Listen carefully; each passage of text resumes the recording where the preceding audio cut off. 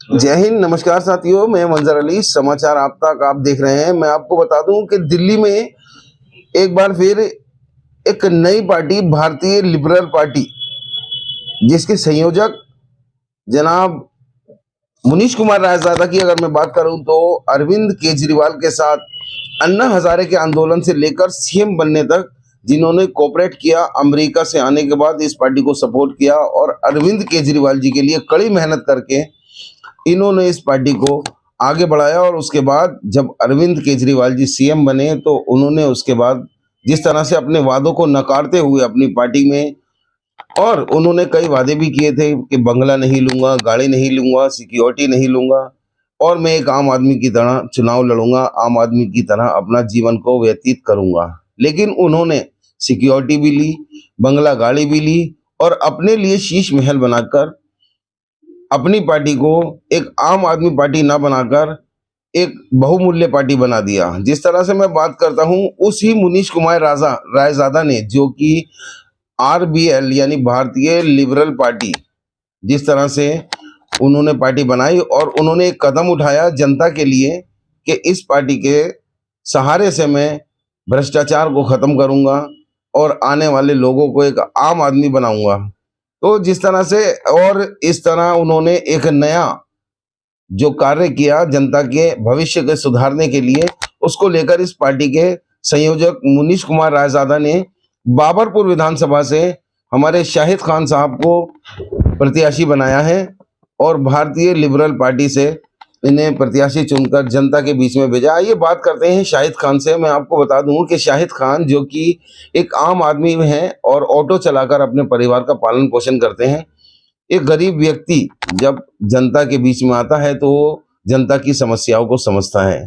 तो इसी को लेकर के आज बात करते हैं जनाब शाहिद खान साहब से। जी शाहिद भाई, सबसे पहले मेरा सवाल आपसे ये रहेगा, एक साधारण आदमी हैं आप, ऑटो चालक हैं और सोशल मीडिया पर भी आप शाहिद जनता की आवाज़ के नाम से हमने देखा काफ़ी वायरल हैं।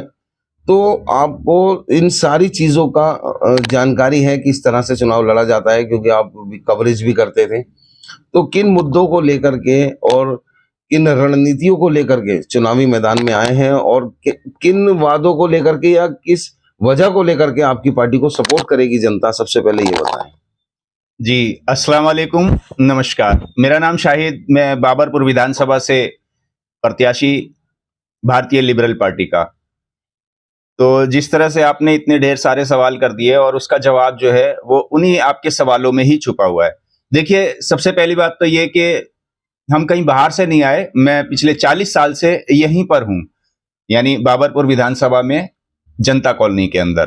तो क्योंकि बाबरपुर से अब मैं चुनाव लड़ रहा हूं तो यहाँ की समस्याओं के बारे में मैं अच्छी तरह से जानता हूं, क्योंकि मैंने उनको फेस किया, उन समस्याओं को, उन्हीं के बीच में मैं रहा हूं। और जहां तक ये बात रही कि मुनीश कुमार रायजादा जी की, तो तकरीबन यूं समझ लीजिए राजनीति में पहले तो हमारा आने का कोई मौका नहीं था, लेकिन एक आंदोलन के बाद जब पार्टी बनी तो पार्टी में भी आए और 10-12 साल होगा इस बात को।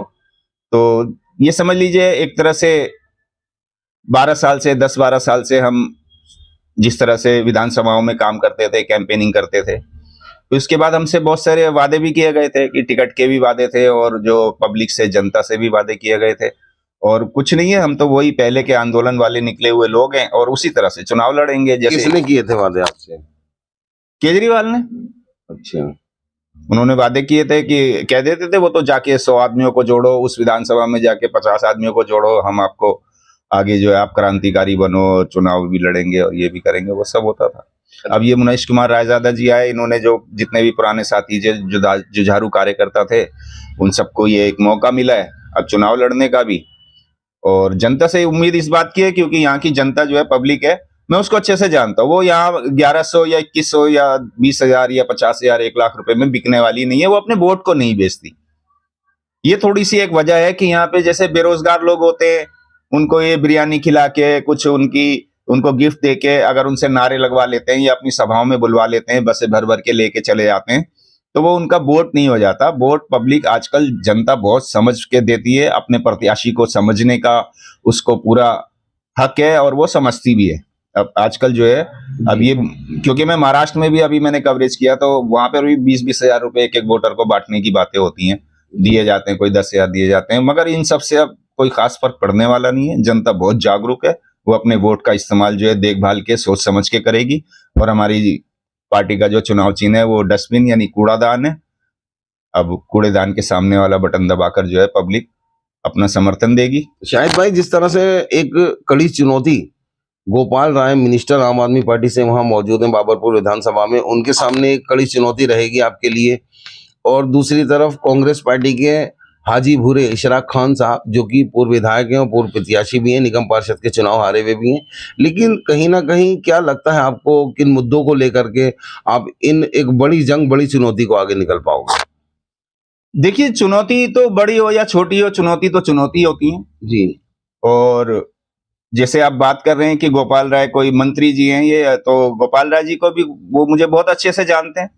जब पार्टी हनुमान मंदिर पर पार्टी ऑफिस था आम आदमी पार्टी का, तो मैं वहाँ 4 घंटे अपने जो है कैंपेनिंग किया करता था अरविंद जी के लिए। फिर अरविंद जी ने मुझे भेज दिया, जाके अपनी विधानसभा में देखो जी।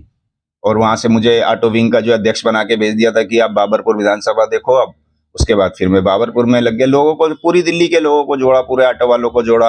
और जब ये भी कहा जाता था जो भी कुछ करना है अपने लेवल पे करो, तो अपने लेवल पे करते थे जितनी समाज सेवा हो सकती थी जी। ऑटो ड्राइवरों की, खास करके कि उनके परिवार में कोई दिक्कत है या कोई परेशानी है तो उनकी पूरी तरह से हेल्प करते थे, उनके लिए 24 घंटे खड़े रहते थे। अब वही लोग मेरे साथ हैं और वो मुझे वोट भी देंगे, ये ऐसी मुझे पूरी उम्मीद है। क्योंकि अब मैं, गोपाल राय जी क्या है, मंत्री बन गए, 10 साल हो गए, 10 साल में इतने वादे किए थे। एक नक्शा मैंने पूरा बना के वहां लगाया था ऑटो चालकों के लिए, कि वहां पर जो है ऑटो चालकों के लिए एक अपार्टमेंट भी बनना था, ये भी वादा किया गया था। और जनता कॉलोनी को पक्का करने का भी वादा किया गया था। ऑटो स्टैंड जो है सुविधाजनक बनाए जाएंगे, ये भी वादा किया गया था। और भी बहुत सारे वादे थे। गोपाल राय जी ने क्या किया, और वो कुछ तो थोड़े वो मजबूर हैं, उनकी अपनी जो है शरीर को लेके वो गली गली में जा नहीं सकते, और उनको जो फीडबैक दी जाती है, जो उनके नीचे काम करने वाले हैं, वो फुल भ्रष्टाचारी है, फुल भ्रष्टाचार करते हैं, काम नहीं करते। आप अगर जाके सर्वे कर लीजिए क्या काम किया जनता कॉलोनी के लिए। अब मैं क्योंकि वहीं का रहने वाला हूँ 40 साल का, तो मैं अगर सबसे पहला काम करूंगा रेहड़ी वालों को, पटरी वालों को, रिक्शा वालों को, गरीब मजदूरों को, किराएदारों को, सबसे पहले उनके अपने मकान बनवाने की कोशिश करूंगा, क्योंकि बहुत मोटा बजट होता है विधायक का भी। जी। तो और इस तरह से सीलमपुर विधानसभा में आपको मैं बता दूं, आम आदमी पार्टी का एक वर्चस्व है। बाबरपुर में भी गोपाल राय आपके सामने है। तो कहीं ना कहीं फंड को लेकर के आजकल का जो चुनाव है वो एक भारी बहुमत हो चुका है। जिस तरह से लोग फंड कहाँ से लाएंगे आप चुनाव लड़ने के लिए, ये बताएं हम सबसे पहले आप। देखिए, बहुत ही अच्छी बात पूछी आपने, और अब तक मुझसे जितने भी लोगों ने बात की है उसमें से ज्यादातर सवाल यही करते हैं, क्योंकि देखिए 40 लाख रुपए तो जो है इलेक्शन कमीशन ने अलाउड किए हैं कि आप 40 लाख रुपए खर्च कर सकते हैं। जी। तो पहली बार में ही सोचने में ये बात आती है, तो आप एक बार सोच के देखिए, जिसमें 40 लाख रुपए इलेक्शन कमीशन कह रहा है कि वो खर्च कर सकते हैं आप एक इलेक्शन में। जी। तो और अच्छे से जानते हैं कि ये 10-10 करोड़ में, 2-2 करोड़ में, 5-5 करोड़ में ये इलेक्शन लड़े जाते हैं। करोड़ों रुपए देके तो ये लोग टिकट लेके आते हैं। यहाँ ऐसा कुछ नहीं है। यहाँ जो पार्टी बनी है उसने मुझे इस लायक समझा, मुझे टिकट दिया, तो मेरा कोई खर्चा नहीं है। जी। जो छोटे मोटे पंपलेट होते हैं, बैनर होते हैं, इन सब चीजों में खर्च होता है। मुझे कोई पब्लिक को पैसा दे के लाके तो भीड़ इकट्ठी करनी नहीं है। जी।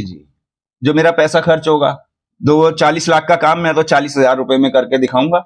और एक ये पहले भी बहुत सारे वो बना चुका हूं, एक बार फिर ये एक इतिहास बनाऊंगा कि लोगों के दिल से जो है ये डर निकाल के दूंगा कि इलेक्शन गरीब आदमी भी लड़ सकता है, एक आम आदमी पार्टी, मतलब एक आम आदमी भी लड़ सकता है, एक आम इंसान भी लड़ सकता है। उसके अंदर जज्बा होना चाहिए, हौसला होना चाहिए। यहाँ पे साथ साथ में एक बात और कह देना चाहता हूँ कि हौसलों से उड़ान होती है, परों से तो परिंदे उड़ा करते हैं। इलेक्शन जो है वोट लेकर जीता जाता है। ऐसे पैसे बांटकर, झंडे बैनर लगाकर, रैली करके अगर इलेक्शन जीता जाता तो आज पता नहीं कितने बड़े बड़े करोड़पति और लखपति जो बिजनेसमैन है वो विधायक, सांसद और निगम पार्षद बन के बैठे होते। शाहिद खान जी, बहुत अच्छी बात लगी मुझे आपकी, जिस तरह से गरीबों के लिए चुनाव लड़ना है और गरीबी से ही गरीबों की तरह ही चुनाव लड़ना है, तभी चुनाव में आगे बढ़ा जाएगा। मैं आपसे सवाल करना चाहता हूं कि जिस तरह से आम आदमी पार्टी ने कहा कि 2100 रुपये महिलाओं को देंगे, कांग्रेस ने कहा कि 2500 रुपये महिलाओं को देंगे, प्यारी दीदी की जो उन्होंने योजना निकाली है, आपकी पार्टी अगर मान लो आपको सपोर्ट करती है, जीतती है, जनता प्यार देती है, तो आप जनता के लिए क्या करेंगे? देखिए, मैं तो पहले भी आपको मतलब आप जैसे कई चैनल लोगों को, भाई लोगों को ये बता चुका हूँ और पब्लिक में भी ये बात सबको बोल रहा हूँ पार्टियां जो है एक पूरा ट्रेंड चल चुका है फ्री फ्री फ्री देने का जी। लेकिन इस फ्री देने की वजह से हमारी आने वाली जो नस्ल है, जो उसका भविष्य है, वो खराब होता है जी। क्योंकि एक मैं एग्जांपल देता हूं, अगर आपको मैं 10,000 रुपए कहता हूं, एक परिवार को 10,000 रुपए का फायदा हो रहा है जी। फ्री वीज से, जो फ्री की चीजें मिल रही हैं, बिजली 10,000 पानी का ये फायदा वो सब होगा। मिला के चलिए, एक परिवार को 10,000 रुपए का फायदा होता है महीने में, जी। वो उसके 10,000 रुपए बचते हैं। जी। तो आप बताइए कि आप क्या चाहते हैं कि वो 10,000 रुपए बचा के वो बच्चे जो है नशेड़ी बन जाए, वो बेरोजगार बन जाए, वो अच्छी बात है, या वो 10,000 रुपए ना लेके वो लोग रोजगार करें, मेहनत करें, अच्छा उनका भविष्य बने, पढ़ाई लिखाई करें, खेल में आगे निकलें, वो ज्यादा बेहतर है? आप बताइए। फ्री का लॉलीपॉप यानी भविष्य खराब करता है लोगों का, ये आपका बिल्कुल मानना जाहिर है? बात है, आज ये तो सब भुगतभोगी है ना हम। मैं भी तो ऐसी स्लम बस्तियों में 40 साल से रह रहा हूँ। जी। जब बच्चों को किसी ना किसी तरह से वो फ्री राशन का, वो खाने को रोटी मिल गई, बिजली का पानी का बिल नहीं देना पड़ा, रहने को भी किसी ना किसी तरह से इधर उधर मिल गया, तो वो बच्चे काम पर क्यों जाएंगे? वो मेहनत क्यों करेंगे? वो जद्दोजहद क्यों करेंगे? अगर वही सब उनके खर्चे अगर सर पे होंगे तो वो 10,000 रुपए कमाने के लिए जब निकलेंगे और मेहनत करेंगे, मजदूरी करेंगे, कारोबार करेंगे, बिजनेस करेंगे, तो वो 10,000 क्या 10 लाख भी कमाएंगे, 10 करोड़ भी कमाएंगे और इज्जत की शान की जिंदगी जिएंगे। यहाँ शाहिद खान का मानना यही है कि फ्री का लॉलीपॉप जो कि अदर पार्टियों द्वारा दिया जा रहा है उसको लेकर के आम लोगों का भविष्य खराब हो रहा है। तो कोई मैनिफेस्टो आपकी पार्टी ने जो जारी किया हो, जनता तक मैसेज पहुंचाना चाहते हो? जी हाँ, हमारी पार्टी के जो हैं वो 3 इरादे हैं और 11 वादे हैं जी। वो आपके सामने अभी पंपलेट के जरिए जो है आ जाएंगे, वो प्रोसेस में है, आगे चल रहा है सब। वो वादे तो पूरे होंगे और साथ साथ मैं ये भी कह रहा हूँ, जो भी इतना बजट होता है विधायक का, अगर जनता का प्यार मुझे मिलेगा, समर्थन मिलेगा और मैं जीत के एमएलए बनूंगा, तो मैं तो ज्यादा कोशिश ये करूंगा कि उस बजट को उस पब्लिक के सामने जेन्युइन तरीके से जनता दरबार लगाकर पब्लिक से ही पूछूं कि उनकी समस्याएं जो ज्यादा जरूरी हैं, किस चीज पे खर्च करना है, वही खर्च करूं। वहां पर ही उनको जो है उनका बच्चों का भविष्य उज्जवल बनाने के लिए उस बजट को खर्च करूं। शाहिद खान साहब, जिस तरह से मैं आपको बता दूं कि आम आदमी पार्टी जो कि मुनीश कुमार रायजादा के ही, जो आपकी पार्टी के संयोजक है, उनके ही द्वारा उनको सपोर्ट भी किया था, उन्होंने उसके लिए मेहनत भी करी। आज वो एक शीश महल में अरविंद केजरीवाल जी बैठे थे, अभी तो उन्होंने आतिशी जी को सीएम बना दिया है, लेकिन एक उनके शीश महल की चर्चा अभी तक सभी सोशल मीडिया पे चल रही है, उसके लिए क्या कहेंगे? देखिए, उसके लिए तो मैं एक इंसान की फितरत कहूंगा, और खास करके ये तकरीबन जनरल तरीके से आप देखेंगे तो सभी जगह होता है जी। कोई फुटपाथ पे रहता है, वो झुग्गी की इच्छा करता है जी। कि मेरी झुग्गी ही डल जाए, मेरा जीवन बेहतर हो जाएगा। जी। झुग्गी में रहने वाला एक मकान की, एक फ्लैट की तमन्ना करता है। जी। जब मकान में और फ्लैट में रहने लगता है तो वो एक बंगले की कोठी की तमन्ना करता है। जी। जब वो कोठी और बंगले में रहने लगता है तो फिर वो शीश महल की तमन्ना करता है। जब वो शीश महल में रहने लगता है तो फिर वो राजमहल की तमन्ना करता है। तो ये अगर इंसान के अंदर भुक्तभोगी, मतलब आप सब हम लोग हैं, अगर ये आप सब्र करेंगे, हमारे इस्लाम धर्म में भी कहा गया है कि इन्नल्लाह मा साबिरीन, अल्लाह सब्र करने वालों के साथ है। अगर आप सब्र करेंगे तो एक रोटी में, एक लंगोटी में जिंदगी आपकी सुकून से बीतेगी, और अगर आप सब्र नहीं करेंगे तो आपकी आकांक्षाओं की फिर कोई हद नहीं है, कोई हद नहीं है। उसका अंत जो है वो एक दिन होके रहेगा। ये लालच का और पाप का घड़ा जो है बहुत जल्दी भर जाता है। शाहिद खान साहब, आपने अभी कहा कि शीश महल में रहता है तो उसे राजमहल की तमन्ना होती है, कोई झुग्गी में रहता है तो उसे मकान की तमन्ना होती है। इसका मतलब अरविंद केजरीवाल जो हैं उन्हें भी राजमहल की तमन्ना है, क्योंकि शीश महल तो वो में तो रह चुके हैं, अब राजमहल चाहते हैं क्या वो भी? बिल्कुल जाहिर बात है। अच्छा, तो जिस तरह से बाबरपुर की विधानसभा आपके लिए प्रत्याशी बनाया है, तो एक सिंपल सवाल, जनता आपको क्यों वोट देगी? वजह बताइए उसकी। वजह तो सीधी सीधी है भाई, आपने इतने साल, इतने दूसरी पार्टियों के भी जो है, बाबरपुर की जनता ने, यहाँ के लोगों ने चुन चुनकर पार्टियों के नेताओं को नेता बनाया जी। तो क्या वहीं रहने वाला, वहीं सहने वाला, जो वहां की समस्याओं को फेस करता है, वो चुनाव लड़कर अगर वो खड़ा होगा और जीत के आएगा तो पहले वो उस पे काम करेगा। और साथ साथ में आपको दूसरी बात ये बता दूं, जैसे एग्जांपल, अभी आप कांग्रेस की भी बात कर रहे थे जी। ऐसे ऐसे जब विधायक किसी भी कहीं के भी पार्टी के नेता बन जाते हैं और वो दूसरी पार्टी से टिकट ले आते हैं। आम आदमी पार्टी ने मुझे अभी तक टिकट क्यों नहीं दिया? 10-12 साल हो गए। कांग्रेस ने मुझे टिकट क्यों नहीं दिया? या मुझ जैसे किसी इंसान को टिकट क्यों नहीं दिया? क्यों उनको दिया कि जो करोड़ोंपति हैं, जो इलेक्शन का पूरा बहुत ज्यादा खर्चा उठा सकते हैं और आजू बाजू वाली एक आध और 2 विधानसभाओं का खर्चा उठा सकते हैं? जी। क्या कांग्रेस के अंदर काबिल नेता नहीं थे? क्या काबिल कार्यकर्ता नहीं थे? आज उनके कार्यकर्ताओं के दिल से आप जाके पूछिए, जिनके ऊपर ये जो है कैंडिडेट थोप दिया गया। अच्छा, क्या जिस तरह से सिलमपुर विधानसभा हो गई या फिर बाबरपुर हो गई, आसपास की सभी विधानसभाओं में चर्चा चल रही है चुनाव को लेकर के, कांग्रेस और आम आदमी पार्टी में टक्कर चल रही है। मैं कह रहा हूँ, आप अपनी किस रणनीति को लेकर उजागर करेंगे जनता के दिल में? क्या प्यार पैदा करेंगे, किन वादों को लेकर जाएंगे, ये बताएं पहले। देखिए, मैंने बता तो दिया आपको, वादे मेरे सीधे सीधे हैं। मुझे 40 साल से जानते हैं, मेरे काम करने के तरीके को जानते हैं जी। जब मैं जीत के आऊंगा, मुझे ये मौका देंगे तो मेरा तो चुनाव चिन्ह जो है वो भी डस्टबिन है जी। वो झाड़ू से लगा के इकट्ठे करें, हाथों से उठा के और डस्टबिन में डाल दें भ्रष्टाचारियों को, बेईमान लोगों को, जो काम नहीं करते उनको। और फिर जो है 5 फरवरी को कूड़ेदान के सामने वाला बटन दबाकर जो वोट डालेंगे उसके अंदर, वो सब बहुत सारा वोट इकट्ठा हो जाएगा। जो चीज वो इकट्ठी होगी, फिर जो वो कूड़ा डस्टबिन में से निकल के रिसाइकलिंग होके जो चीज निकल के आएगी, वो आप भी देखना और ये जनता भी देखेगी कि वो एक ऐसी चमकदार चीज निकलेगी, हीरे जैसी चमक की तरह, मोती जैसी चमक की तरह, बेशकीमती जी, दिल को सुकून देने वाली। इस पब्लिक को ये बिल्कुल कभी भी मैं ये महसूस नहीं होने दूंगा कि आपका वोट बेकार गया, आपका सपोर्ट बेकार गया। आप ही कहेंगे कि हाँ वाकई, एक अगर कूड़े को भी निकाल के और उसको रिसाइकलिंग करके निखार आता है तो उसमें भी कोई चीज बन के आती है। क्या मैसेज देंगे बाबरपुर विधानसभा की जनता को? आखिरी सवाल आपका।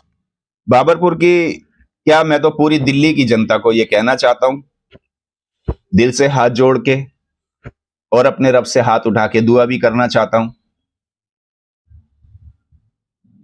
कि आप अगर मुझे कामयाब करेंगे तो, क्योंकि मैंने बहुत नजदीक से गरीबी भी देखी है, दुख दर्द देखा है, उनके भले के लिए काम करूंगा, उनके बच्चों के अच्छे भविष्य के लिए काम करूंगा। ठीक है, धन्यवाद। जिस तरह से आप देख रहे थे, शाहिद खान एक आम आदमी हैं और आम आदमी पार्टी में जिन्होंने काफ़ी मेहनत मशक्क़त करी, लेकिन उसके भ्रष्टाचार को देखते हुए उन्होंने भारतीय लिबरल पार्टी का दामन थामा और बाबरपुर से प्रत्याशी बनकर आपके बीच में आए हैं। आप देखना है जनता इन्हें कितना समर्थन करती है, कितना इनका साथ देती है। तो आने वाली 5 तारीख को इसका फैसला हो जाएगा कि बाबरपुर विधानसभा का राजा कौन बनेगा। जय हिंद।